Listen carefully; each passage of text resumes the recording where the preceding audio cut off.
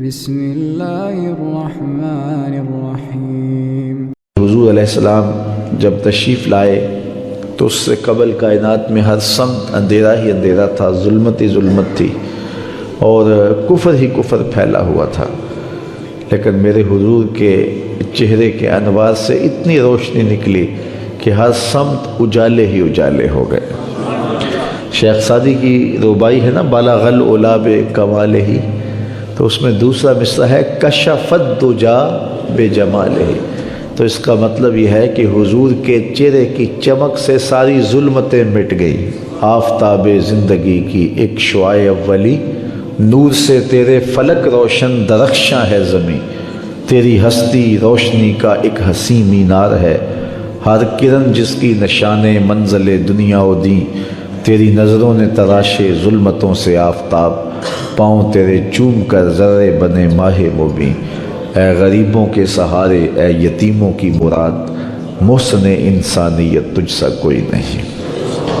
تو گویا حضور علیہ السلام کا جمال، حضور کا حسن کائنات کو روشنیاں دیتا ہے، اجالے بانٹتا ہے، نور بکھیرتا ہے۔ کائنات کے سارے اندھیرے ان کے جمال کی چمک سے ختم ہو گئے اور ہر سمت اجالا ہی اجالا ہو گیا۔ ناگہاں ساکن ہواؤں پر روانی آ گئی اور چمن کے پتے پتے پر جوانی آ گئی۔ آج زانوئے ازل نے صبح پہ انگڑائی لی اور مسکرا کر ایک کرن نے ہاتھ میں شہنائی لی۔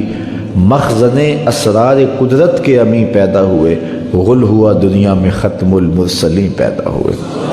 سیدہ آمنہ سلام اللہ علیہا فرماتی ہیں جب حضور کی ولادت کے لمحے قریب آئے تو ستارے میرے آنگن کے اتنے قریب آ گئے کہ مجھے لگتا تھا میرے ویڑے میں گر پڑیں گے۔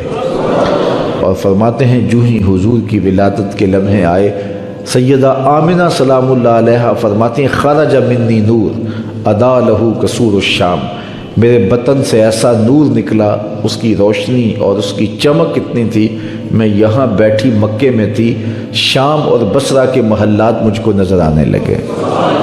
یہ سیدہ آمنہ کا قول ہے سلام اللہ علیہا کا، اس کا کوئی بھی انکار نہیں کرتا، تمام مکاتب فکر کے لوگ اس کو مانتے ہیں، تسلیم کرتے ہیں۔ اور پھر اجالے ہی اجالے پھیل گئے، نور ہی نور پھیل گیا۔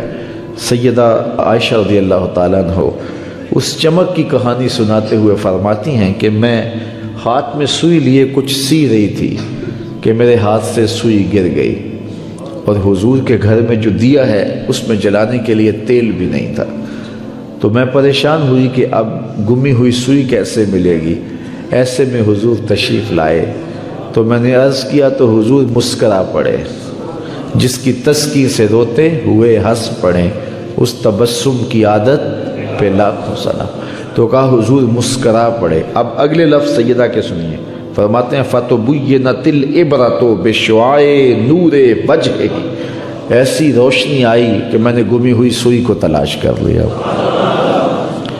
حضرت قاضی ثناء اللہ پانی پتی علیہ الرحمہ نے تفسیر مظہری کے اندر لکھا ہے کہ باقاعدہ عورتیں حلیمہ سعدیہ کے گھر آئیں اور کہا حلیمہ تو اتنی امیر ہو گئی ہے کہ رات کو بھی چراغ نہیں بجھاتی، بڑے بڑے امیر چراغ بجھا کے سو جاتے ہیں لیکن تیرے گھر میں رات کو بھی چراغ جلتا ہے، تو بڑی غریب تھی اور تیری تو قسم پرسی ضرب المثل تھی، لیکن اب تو اتنی امیر ہو گئی ہے کہ رات کو چراغ بجھا کے نہیں سوتی۔ تو حضرت حلیمہ سعدیہ نے فرمایا آؤ تمہیں بتاؤں میرے گھر میں کون سا چراغ ہے۔ تو باقاعدہ ان عورتوں کو اپنے گھر لے کے گئیں۔ حضور علیہ السلام پالنے میں تھے، پنگھوڑے میں تھے، تو حضور کی طرف اشارہ کر کے حضرت حلیمہ سعدیہ نے کہا ما کننا نحتاج الی السراج من یوم اخذناہ، جب سے یہ پیارا ہمارے گھر میں آیا ہم نے تو سارے دیے توڑ دیے ہیں، دیے کی ضرورت نہ مشعل کی حاجت، عجب روشنی تو نے پائی حلیمہ، بڑی تو نے توقیر پائی حلیمہ، بنی تو محمد کی دائی حلیمہ۔ کہتے ہیں حضرت حلیمہ سعدیہ کو دوسرے کمرے میں روشنی کی ضرورت ہوتی، حضور کو اٹھا کے وہاں لے جاتی، اور پھر انہیں جب بھوک تنگ کرتی حضور کے چہرے کو دیکھ لیتی، بھوک بھی مٹ جاتی، پیاس بھی مٹ جاتی، اندھیروں میں چراغاں بھی ہوتا، وہ سارا دن تو صحراؤں میں گھوم لیتی تھی، اسے جب بھوک لگتی تھی لبوں کو چوم لیتی تھی۔ اسلام امن کا داعی ہے اور امن کے فروغ کے لیے کوشاں ہے۔ اسلام کا مادہ ہی سلامتی سے ہے،